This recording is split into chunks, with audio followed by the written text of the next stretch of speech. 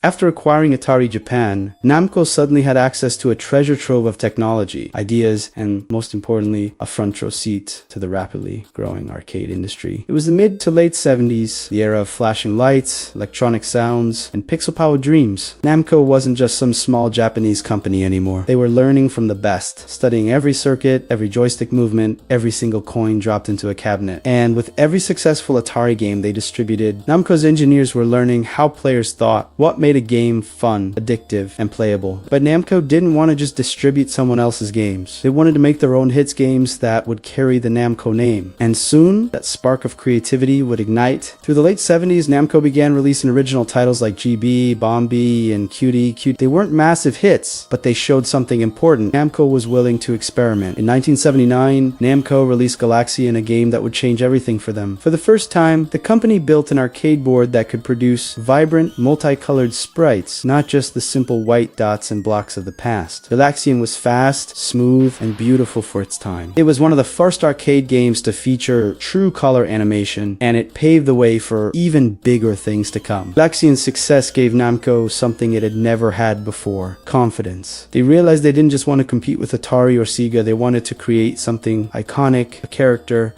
a mascot. A game that would define Namco as a household name. And that's when a young developer named Tōru Iwatani stepped into the picture. Iwatani wasn't your typical game designer. In fact, he didn't even start in programming. He was more of an idea guy, fascinated by what made people smile. He had joined Namco in his early 20s, working on mechanical games before moving into video design. But what set him apart was his curiosity. He didn't just want to make games for gamers, he wanted to make games for everyone. In the late 70s, arcade culture was dominated by men. Most games were about war, shooting, racing, all things that screamed adrenaline and competition. Iwatani noticed something. When women walked into arcades, there wasn't much there for them. No games with bright colors, fun designs, or friendly characters. So he started thinking, what if we made a game that appealed to both men and women? Something cute, colorful, simple, but endlessly fun. That idea became the foundation for what would eventually become Pac-Man.